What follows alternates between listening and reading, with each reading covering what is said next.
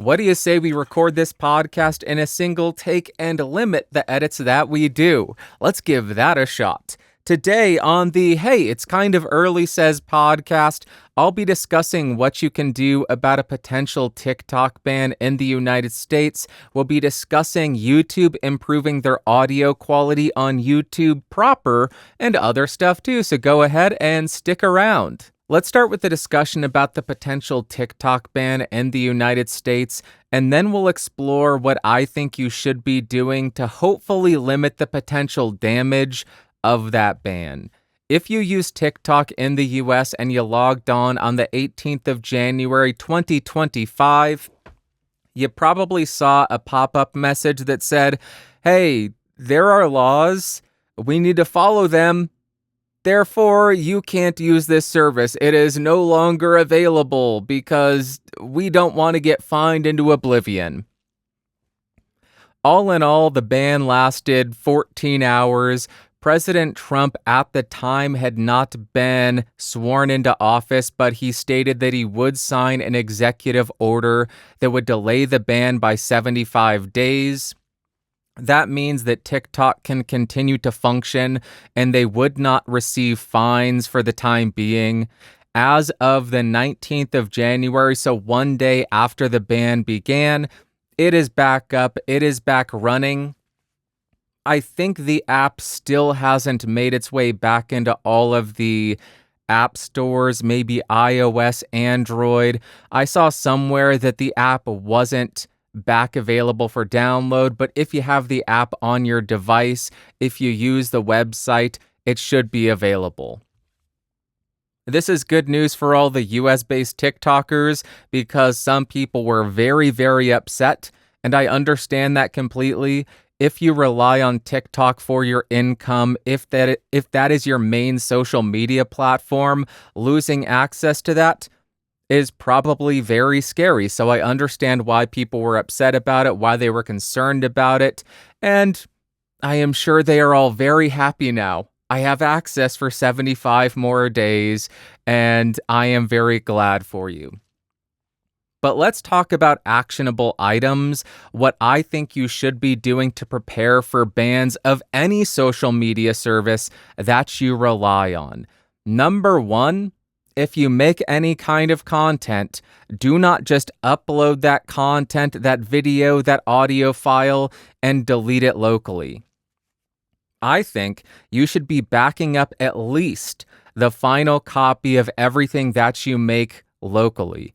That way, if YouTube, TikTok, Instagram, if they were to disappear tomorrow, you didn't lose access to all the videos or podcasts that you made.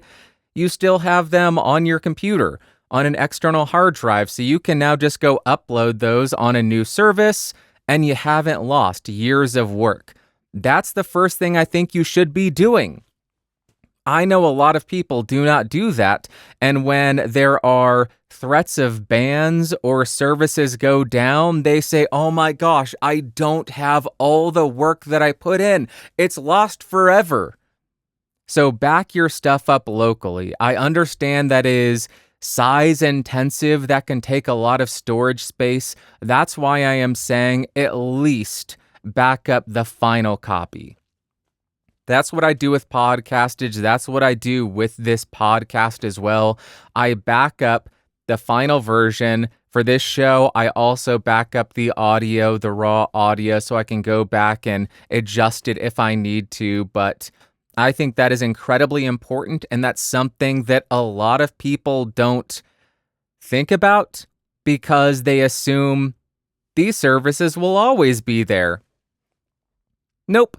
Social media apps come and go. Social media sites come and go. Friendster, LiveJournal, MySpace was the biggest thing in the world, and it is essentially non-existent now.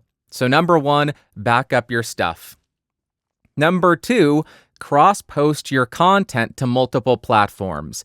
This is easier said than done because it can be very time-intensive. Sometimes you need to tailor content specifically to that platform. But if you're making short-form videos, 90 seconds or less, it is pretty darn easy to cross-post that video to TikTok, to YouTube Shorts, to Instagram Reels, to Twitter or X, whatever platforms accept short-form content, you can cross-post it. That's going to allow you to hopefully garner an audience on different platforms. That way, if you were to get banned on one of them, you still have a following elsewhere. Now, that again is easier said than done because it is time-consuming, but also it is very difficult to convert people from one platform to another. So a suggestion I have here is to create unique content that is tailored to those specific platforms that match what the users are expecting. So on Twitter, people are expecting a different type of video than on TikTok. On YouTube, people are expecting a different type of video than you'll find on Instagram. So I would say create unique content for each of these platforms. TikTok is a short-form platform. YouTube is trying to be a short-form platform. I don't know how effective they are at it. I don't necessarily like it. When I think of YouTube, I think high quality, or maybe I think of long-form content. I shouldn't add the qualifier of high quality because there is a lot that is not. I think of YouTube as long form. I think of TikTok as short form. I think of Instagram as very short form, very frivolous, very vain. Is that unfair? Maybe it's just what Instagram pushes to me, very vain, but also lots of cool watch shorts, lots of cool shorts and photos of watches, which I love. So create behind-the-scenes content, create long-form content. The reason that I give for people to visit a different platform is offering higher quality audio, because for a microphone review, for an audio gear review, that is really, really important. So I try to provide them value to go to another platform because that conversion is insanely difficult. Also, it's insanely difficult to convert people who watch one channel to another channel unless they are directly linked in topic, in delivery, and everything. Getting somebody to go from a microphone review channel to a podcast, my gosh, that's difficult. Or maybe I just suck at it. I don't give people enough justification. So I would say create unique content on the different platforms that is tailored to what the audiences on those platforms expect. And number 4, this is something I will yell about until I am blue in the face, until I'm 6 feet under the ground. I will yell about this forever. Create and own your own space online. This means have your own website. Podcastage.com, geeksrising.com. Have these websites, promote them, and give people a reason to go to them. That way, if tomorrow all the social media apps got banned, all the servers were corrupted, and somehow the server your website is hosted on wasn't corrupted. I don't know what the scenario is, but hypothetically, people still know where to find you. They can now go to podcastage.com or yourname.com, whatever it is, to find your content, to find out what you're up to if they want to. Again, it's hard to get people to do that, so I think you need to give them a reason to visit your website. Don't just say, go to my website. I post the exact same content as I do on YouTube. It's the exact same content as my podcast. What I do is I say I upload higher quality audio to my website, so go check it out there. I have in-depth show notes. I used to. Give them a reason to go to your website, and once people are aware of that website and they frequent it, if you were to disappear on all the social media apps and they wanted to see what you're up to, they wanted to follow what you're working on, they could still do it.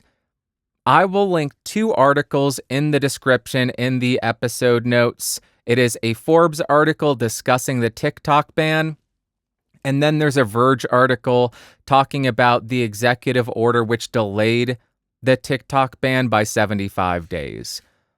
Those are all the actions I think you should be taking. If there are any other actions that you think I missed that you think are beneficial for anybody and you're watching on YouTube, go ahead and leave a comment so other people who are TikTokers can maybe get some other ideas, or just social media influencers, content creators can have some ideas on how to protect what they're working on. Next, let's jump into some nitty-gritty YouTube news, which I am almost excited about. I am not super excited about this. I don't care too much. It is so close to being one of the coolest things. YouTube is rolling out higher quality audio on iOS and Android. Now that sounds super exciting because I am an audio guy. I make audio gear reviews on YouTube. Currently, this is only available for premium users, so YouTube Premium subscribers. It's only a test. That test is only running through the 22nd of February, and it also only applies to eligible music videos on YouTube. That last one is... Shut up, watch. That last one is the qualifier that makes this not exciting for me. When I saw this, I thought, yes, finally, higher quality audio. People are going to get better understandings of the audio gear that I'm reviewing. This is incredible. Even if it is a premium service, that's awesome that they are offering this. But no, only for eligible music videos, which is such a bummer. Such a bummer. Now, I wanted to see what they mean by higher quality audio. Are they going to do lossless? That would be insane. Lossless audio, that would be so great. Is it going to be 320 kilobits per second M4A, 48 kilohertz? No. Their blog post says the high quality is now going to be 256 kilobits per second. Now, again, I want to reiterate. I did in the beginning, I think. This is for YouTube proper. YouTube Music, the separate YouTube Music app, has already had the ability to go from low, medium, and high quality audio, and the high quality audio was already 256 kilobits per second. So this upgrade in audio quality is only really impacting the YouTube proper app. But I wanted to see if 256 kilobits per second is this new high quality audio they're bragging about. What is it currently? If you go into the video and click Stats for Nerds, it doesn't tell you the bit rate. It doesn't tell you the sample rate. It just tells you the codec. And I looked at a song from Tribulation, which is a band I just heard today, and oh my gosh, it is so good. And then I looked at a podcastage video. Both of them use the Opus 251 codec. I dug around on Google and I was trying to find out what does that translate to. I found a couple of different answers, and I think what it means is if it's variable bit rate, it would be lower than 160 kilobits per second, but if it's a CBR, a constant bit rate, it would be 128 kilobits per second. So getting 256 kilobits per second would be a big improvement, 2x the quality over what it currently is. That's a nice upgrade. I am more than happy to see that. But that is not high enough quality, and this is exactly why, for years at this point, I have been uploading 320 kilobits per second, 48 kilohertz sample rate, M4A files to podcastage.com, because I want people to be able to bypass the YouTube compression I want them to be able to hear the highest quality audio that I can conceivably provide without adding unnecessary overhead. Because I could technically provide lossless files. I would need to get a server. I would need to host it there and then pay for the bandwidth. I don't have that kind of income to pay for that. I spoke to another YouTuber who does offer lossless downloads of stems. They said that bill can get out of hand very quickly. So I opted for this route, 320 kilobits per second. I think that is more than sufficient for most people. Would it be better if it was lossless? I admit, absolutely it would be. If it ever becomes possible for me to manage that fiscally, I will absolutely go that route. But for the time being, it's 3x the quality of YouTube. So I think it's a nice middle ground without adding too much overhead to the production of the channel. I think this is a huge positive step for YouTube, and I hope this is expanded to other audio critical video formats on the platform. Wink, wink, nudge, nudge, audio gear reviews, YouTube. It's a primary topic area, a primary niche to offer the highest quality audio that's available. Bump it up. 256, what is there, like 30 of us, 40 of us? It's not going to cost you too much in terms of data. There aren't too many people in the audio capture recording realm who would need it. Maybe 100, 150. In the grand scheme of over 1 million channels, that's not that many. Come on, YouTube, you can do it. We believe in you. We love you. Go for it. Higher quality audio for audio gear reviewers. And let's go ahead and get 320 kilobits per second. Opus 252. I gave you the name for free. I will go ahead and throw 5 links in the episode notes for this. One is if you have YouTube Premium, it is a way to activate this. I will include the blog announcement telling you about a bunch of new premium features, YouTube audio stats where they go down what the audio codecs are. Then we have the YouTube music quality blog post. I know there's a lot of stuff. And then the last one is a GitHub Opus 251 stats where they break down what the sample rate, what the bit rate is for Opus 251. That is all the news that I wanted to talk about. I was thinking about doing an updated everyday carry. Nothing has really changed. A few things have out of necessity. I'm going to hold off on it. I'll put out a poll for you right now. Would you like to see a 2025 everyday carry? Let me know in the comments, and if enough people are interested, I'll give that a go next week. But for the time being, I'm holding off on it. Let us jump to what you had to say, and the first thing I need to point out, there are a shocking amount of frag heads in the Bandrew Says podcast realm. I love to hear that. I love to find that out because when you get into these super nerdy niches, I think there's this preconceived notion that once you reach a certain level of nerdiness, you're going to be kind of stinky. So I love the fact that the Bandrew Says podcast listener group, this community that we have, smells awesome. That is such a relief to me. That I'm gonna be very vulnerable with you. That is one of these underlying fears, a phobia I have. What if I smell bad and I'm nose blind and just don't know it? That actually scares me. So I am thrilled that we have so many frag heads. And we got some suggestions on fragrances to try. First came from Daily Riot. He said, try out Tom Ford Tuscan Leather, Victor and Rolf Dark Leather, and Dolce & Gabbana Light Blue. Seems like Daily Riot really likes the leather fragrances.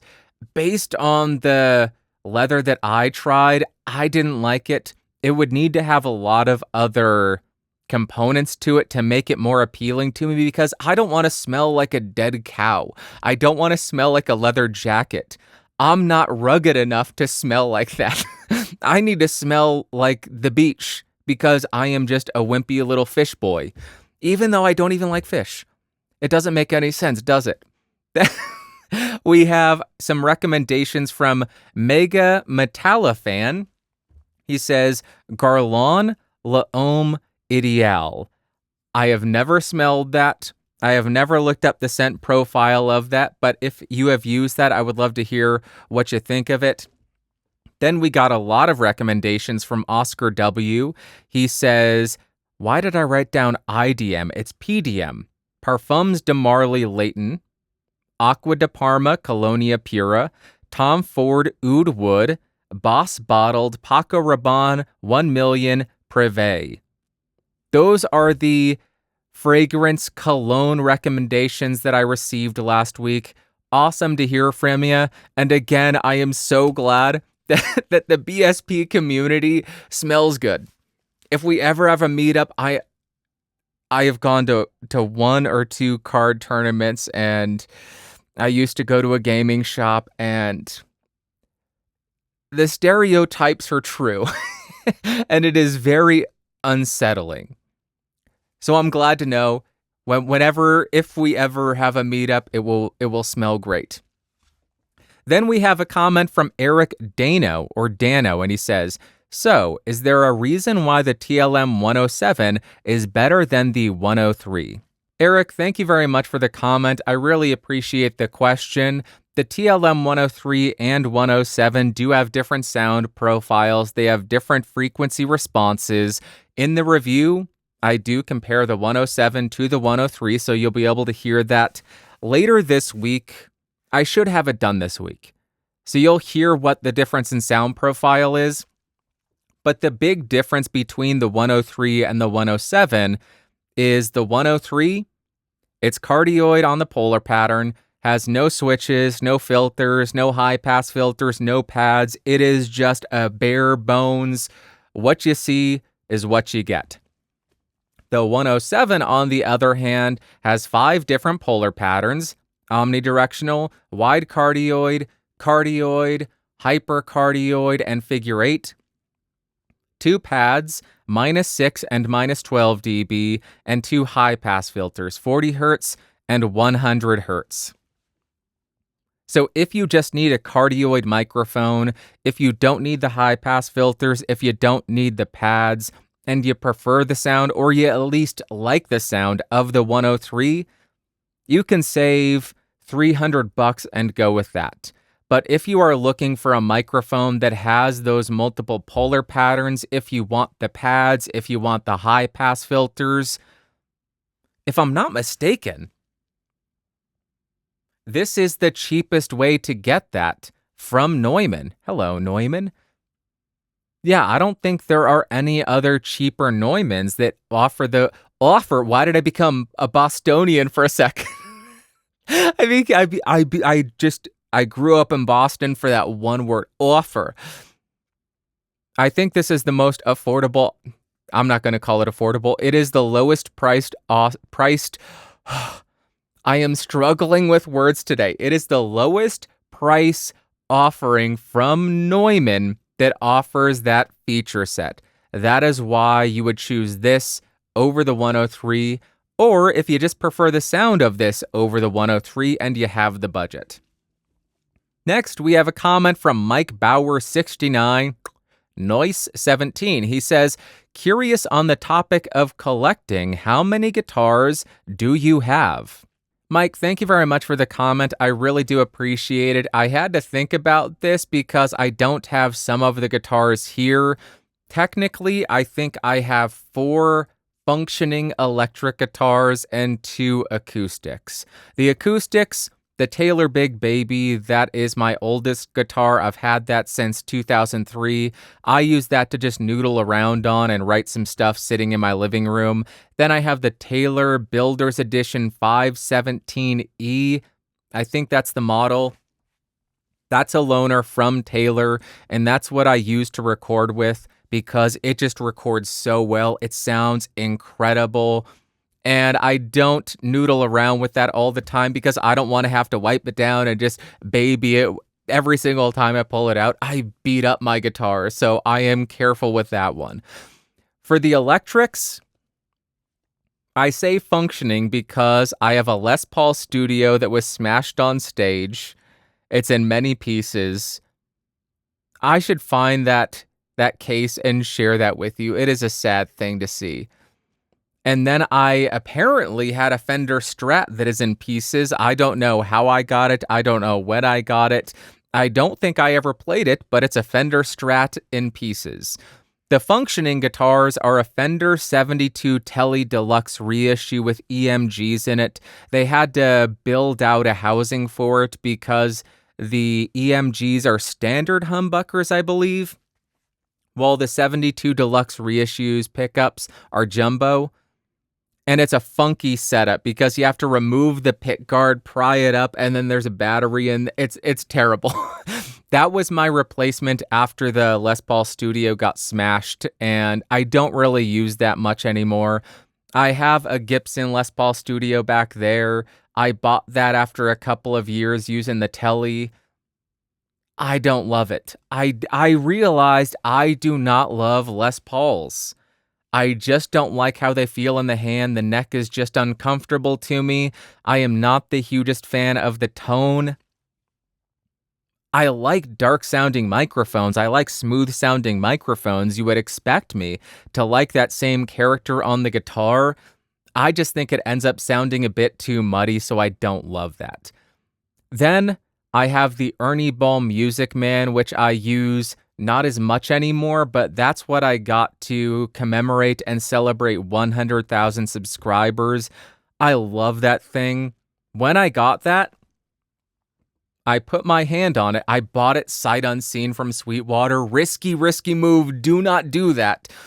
As soon as my hand got on the neck, I just thought, oh my gosh, this is what a guitar is supposed to feel like. It is the most comfortable guitar I have ever played. I love how that thing feels. It has humbuckers though, so it's a sound that I am not leaning towards anymore. And my final one is the American Fender Strat, which is my most used guitar now. It took a while to get used to the neck, but now I find it very comfortable, and it's got that twanginess, that sparkliness. I just love it. It is such a fun guitar to play, and just like the Ernie Ball when I got that, there are just riffs and songs and inspiration flowing out of it. It just begs to be played a certain way, and that leads to new ideas coming out because you're playing in ways that you didn't used to. And that leads to innovative ideas, at least for your playing. So those are my guitars, and hopefully that was interesting. If you have a guitar collection, I'd love to hear what you have. Next, we have a comment from Soundspeeds, and he says, Netflix was the first major player in streaming. Since they were so successful, every major network and studio decided to pull back their content from Netflix so they could launch their own streaming service. Things like You Loved It Back in the 90s market was flooded with $7.95 a month streaming services after the first free month, and they weren't keeping customers after the first month because binge watching was made popular by Netflix. To counter this, the streaming services decided to offer multiple months for $20 to $25. People don't want to spend money on a 3-month-long streaming service deal they only plan to watch for 2 weeks. So guess what happened? VPNs started to skyrocket in popularity, and many people started to pirate the shows they want to watch. Now these streaming companies are so desperate they're trying to give an entire year of their streaming services for $25. Unfortunately, they aren't producing content quick enough to be worthwhile. Thanks to the shutdown of 2020, these new services that launched ran out of content so quick that they started advertising old series saying, "You love this in the 90s and you'll fall in love with it again." The problem is, for people that have tasted the forbidden fruit and subscribed to a VPN for $9.99 a month, they aren't likely going to go back to paying for a streaming license when they can have the file on their computer or on a hard drive with 500 other movies forever. This is one of the many ways the film industry is broken, and this was something I even warned about 4 years ago during the shutdown. Alan, thank you very much for the comment, and thank you for sharing your thoughts on the film industry and what's wrong with it. This sounds almost identical to what happened with the music industry around 1999 to 2001. Napster got popular, people started downloading music, ergo, they stopped buying CDs, revenue decreased, they freaked out, record companies freaked out, started suing people. I think your comment illustrates two big topics here. First, the intent of turning customers into perpetual money printing machines. That's what companies have been trying to do over the last 10 years. And secondly, it sounds like this is mainly an issue for these companies based around people's willingness to pirate stuff because they may or may not have a tiny bit of protection thanks to a VPN.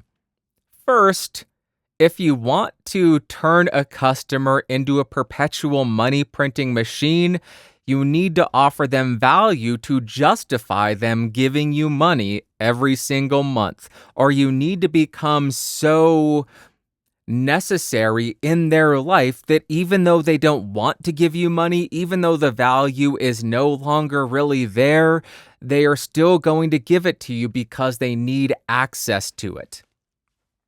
I included that qualifier because Netflix, any of these movie streaming services, that is unnecessary spending. So if you don't offer direct value, people will cancel it. If an item or a service becomes a necessity for content creators, something like Adobe Photoshop, something like Pro Tools where you have to buy a new annual license, any of these services, I know there are workarounds for it. There are free alternatives. There are cheaper alternatives. But if you are in that ecosystem and that software is required for your job, even though you hate that it's now a subscription model, you're going to pay it because it allows you to be prolific or at least get your job done more efficiently and effectively. So I think that's the big thing that they need to tackle.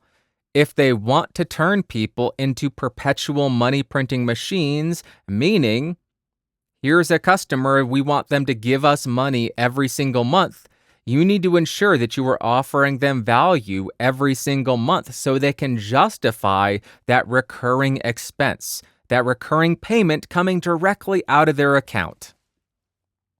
The second topic is people's willingness to pirate stuff. I will not make a value judgment on that because I know that is one way to get crucified on the internet. I will state, I personally refuse to pirate stuff.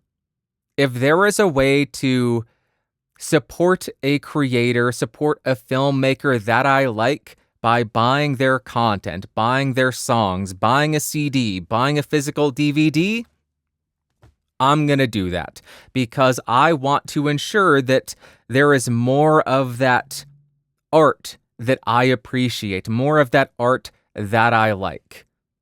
So if there is a way to financially support them that way, I'm going to do it. I know there are people who pirate stuff who find other ways to fund those artists, fund those creators. More power to you. Personally, I refuse to do it. And that's just that. To each their own. That's all I will say about that. Thank you very much, Alan. Appreciate you. Appreciate. Next, we have a comment from JHS564, and he says, "You were great in The Simpsons too, microphone Milhouse." JHS, thank you very much for the comment. I appreciate it, and thank you for saying I was great in The Simpsons. I am very proud of my work in The Simpsons. Microphone Milhouse is still my favorite nickname that I have ever received, and I don't even know who gave it to me. If I remember correctly, the way it came about is I was watching one of Fluff from Riffs, Beards, and Gear. I was watching one of his live streams, and I just left a comment in the chat. And then some random person in the chat said, "Podcastage, is that the microphone Milhouse guy?" And it just clicked. It's one of the most accurate and therefore one of my favorite nicknames I have ever received. The microphone Milhouse guy. Is that microphone Milhouse guy? The story checks out. Never received a more accurate nickname in my entire life. And I take pride in that. I would be great in The Simpsons. Simpsons, let me know. When can I do a voiceover role? I'll be that annoying guy who won't shut up about microphones. Talking about The Simpsons, I was on Instagram the other day and Nancy Cartwright, one of the voice actors on The Simpsons who does Bart Simpson, was showing her home studio. She's using an SM7B. What? I would have thought it would have been a condenser. Maybe she just wanted the 7B because it's a home studio. It's not a perfectly treated room, but I was shocked to see that Bart Simpson is voiced from Nancy Cartwright's home studio using an SM7B. And if I am not mistaken, I think her interface was some kind of Focusrite Scarlett. Yeah. If it's good enough for The Simpsons, bruh. I hear, oh gosh, I got this Universal Audio and this SM7B, it's a bit too noisy. If it's good enough for The Simpsons, dude, for one of probably the longest running animated sitcoms of all time, if it's good enough for that, come on. It's good enough for our podcasts. I would have thought it would be like a $10,000 setup. If I can find the post and if I remember to look for it, I'll throw a link in the episode notes for you to check it out. Just awesome to see these professional home studios and what they choose to use, what's acceptable for that end product. That is it for what you had to say. Now we are jumping to the value for value section because this is a V for V podcast. What that means, I do not put ads on this show. I do not advertise gambling websites to you. I don't push Bitcoin or cryptocurrency or NFTs to you. I just put the show out there free of charge. If you get any value out of it, I just ask you return that in whatever way you are able, whether it be time, talent, and treasure. I did steal this funding method, this monetization method, this way of making things run from the No Agenda guys. And if you don't want to or are unable to support it financially, just share this show with a friend. Share it with somebody who could benefit from it, who may want a piece of information, may learn something. That's the best way to support the show. We have one super thanks this week from Incredibly Handsome, aka Henrique, and he says, "Happy New Year, sir. Physical media is a tough conversation for me. I don't have the shelves for it, but these boutique labels put out such fascinating stuff. I just watched Hell of the Living Dead in 4K HDR. What a time to be alive." Enrique, thank you for the $2. I really do appreciate it. I have to go grab something because I think you'll appreciate this. All right, first up, I have to say, relatable. I do not have the shelf space either. I have been trying to downsize because I ran out of shelf space. I don't want all the movies that I have, but I'm not comfortable just donating them. And selling them is such a pain. I wish I could just list all of them. Here's a collection of movies. Buy it from me for this dollar amount, but I don't think that would work. I have never heard of or seen Hell of the Living Dead, but I do have Return of the Living Dead on 4K UHD. This is one of my favorite zombie movies, up there with Day of the Dead and Shaun of the Dead and 28 Days Later. I know, controversial take. He said Day of the Dead, not Dawn of the Dead or Night of the Living Dead. I think Day of the Dead is the best of the Dead trilogy. Sue me. Don't sue me. But Return of the Living Dead is one of my favorites, and the fact that it's available on 4K UHD is incredible. And then I am just going to prove to you what a massive dork I am. As soon as I saw this, I pre-ordered it because I loved this movie as a kid. Congo. Yes, I I own Congo on 4K UHD. Amy want raindrop drink. Amy want raindrop drink. Ugly lady. Ugly lady. It is such a corny movie. There was a person in a gorilla costume with a sign language glove that talks, and then there are killer gorillas protecting diamonds. It is an insane movie. I never would have imagined that Congo would end up on 4K. But thanks to these boutique labels, I don't even remember what the label was. Let's see if it's on the back of this. It must be. Oh, it's Vinegar Syndrome. Of course. So, because of these boutique labels, we're able to get these really nice remasters and these 4K releases of movies that maybe shouldn't have 4K. They probably shouldn't have 4K. Maybe they should have died in the 80s and 90s. But for us who have these movies that hold a special place in our heart, like Return of the Living Dead and Congo, we can watch them in a way that has never been possible before. So I am 100% with you. Physical media, it sucks taking up the space that it does. But if we curate as opposed to acquire, curate as opposed to collect or hoard, I think it's pretty darn easy to maintain a relatively limited physical media collection.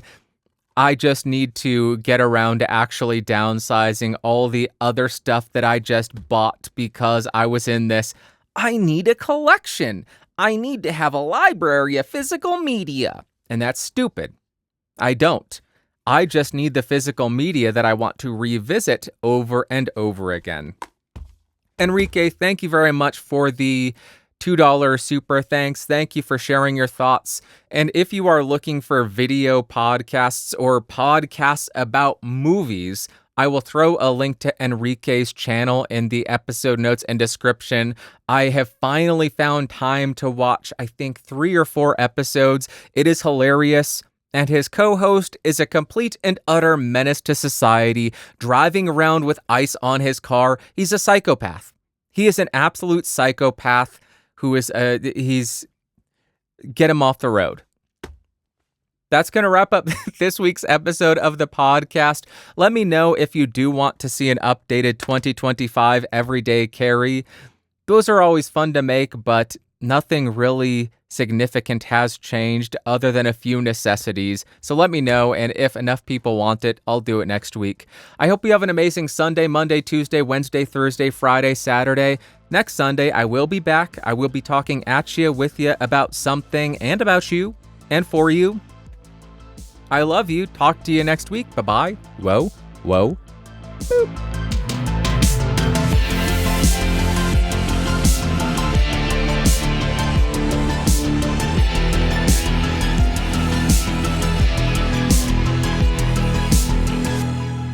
This has been a Geeks Rising production. Your executive producer is Bandrew Scott. For more information, head over to www.geeksrising.com.